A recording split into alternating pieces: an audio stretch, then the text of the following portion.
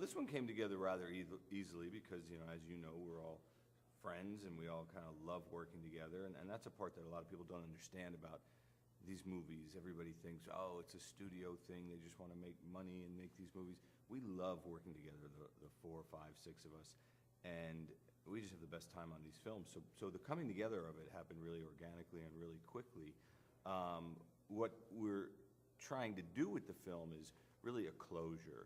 I mean, it's really kind of the last word on the wolf pack, and we have this really one severe loose end, which is the Alan character, who is, spun out of control in all these movies, and it's really about atoning for the past sins, which is why it ends here in Sin City, about how those sins sort of come back to haunt you, and until you deal with it, it won't go away.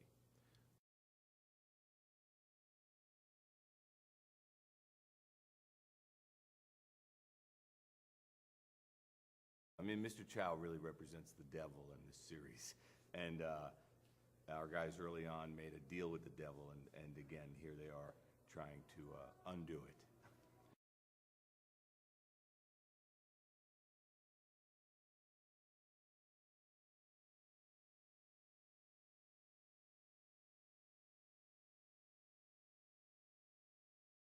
It's not as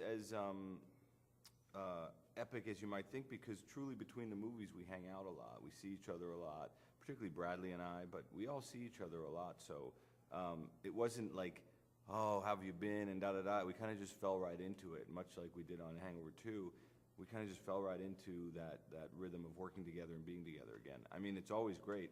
The better question, or the harder part, was the end of it, you know what I mean? Because it's like, we know this is the last of this franchise series, whatever you want to call it. So the very end of filming was a little bit more bittersweet because, I mean, again, yeah, we'll see each other socially and stuff, but we're ending this thing that really was a huge deal for all 4 of us, and you know.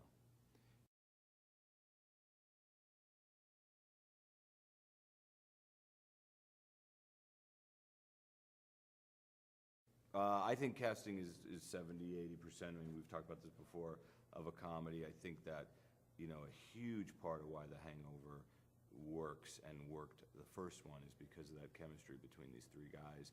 And I think sometimes you can just nail it like we did in this movie, and sometimes you see movies and everything's there, but something seems off, and oftentimes it's a chemistry thing. So casting is, I think, not just for comedy, I think for most movies, casting is the most effective tool of which a director kind of paints a picture with,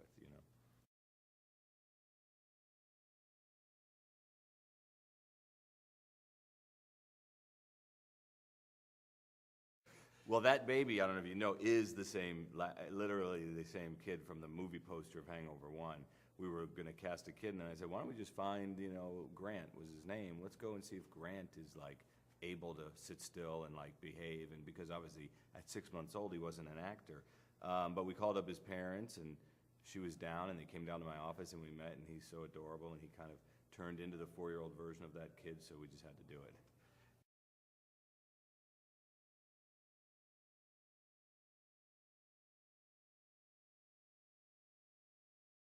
Yeah, for Heather and for Zach, and for all of us, it was just so cute to see the kid again, and he didn't know what was going on.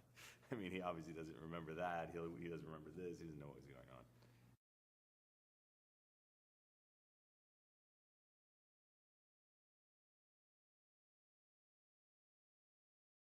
John Goodman, is John Goodman. He's one of the greatest character actors of our time.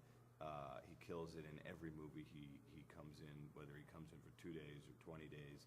I think with us, we had him for about 8 days, and I just love his energy, and I just love how he draws his characters in whatever movie it is. Even not just talking about this film, the things he brings to a character. He's really, I can't think of anyone else out there who does what he does. And it's not that he's not known for. I mean, he certainly gets the respect. He works with the Coen brothers. People know it, so it's pretty good. And Melissa McCarthy, I mean, Melissa, obviously one of the funniest women out there, or maybe the top female comic performer right now out there. We thought if Zach is gonna find a girl in this movie, if Zach is gonna sort of find the one, it's gotta be her. So we really went after her hard, and she was nice enough to come down and do it for 3 days or 2 days, I forget, but 3 days, and she's amazing.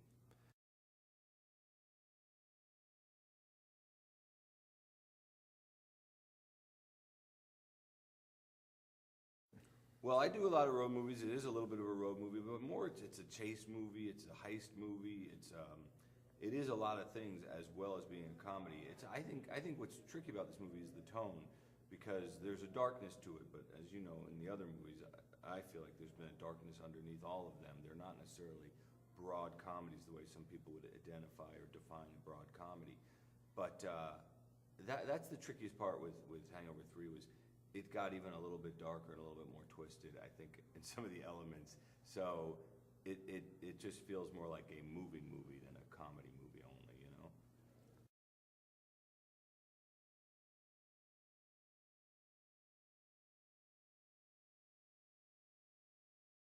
They really roll out the red carpet for us here in Las Vegas now. I think The Hangover has become one of the movies that define Las Vegas.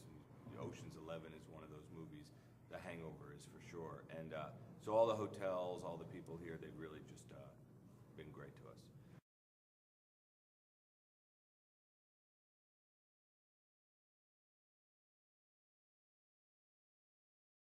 That was pretty much the hardest thing we've shot on this movie. I mean, each movie you have one sort of epic thing that is like you're kind of dreading shooting because it takes so many days and so many people and so many cooperation from so many different properties. On the Hangover 2, it was that car chase through Bangkok, which was really sort of epic.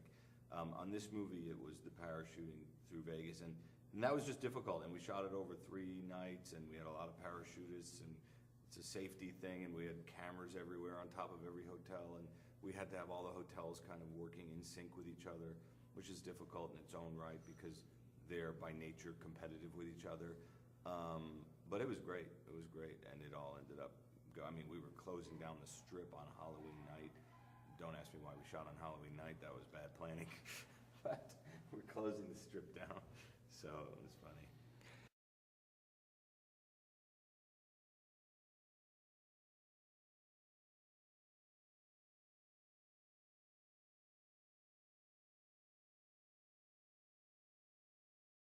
I'd say the part I like the most is just being on set and working with the guys. I think that's even though it's the most stressful part of it, it's the least lonely part, it's the most collaborative part, and it is where the magic happens, quite honestly. I mean, a lot of directors like being in the editing room. I actually used to like that more. Now I like being on the field more. I just feel like that's where it's all happening, and that's, as you become more confident as a director, that's where you realize it's all really going down.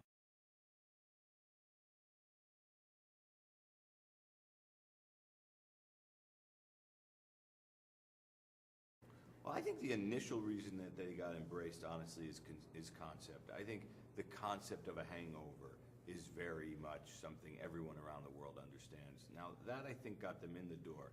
And what took it to another level was, again, back to the chemistry of these 3 guys and quite frankly, the comedy of these 3 guys. I think people just like hanging out with them. And, I think people, and that's what we're hoping on Hangover 3. It's like, let's spend another 2 hours with your buddies from that last movie. It's like you like this group of 3 best friends, as they say.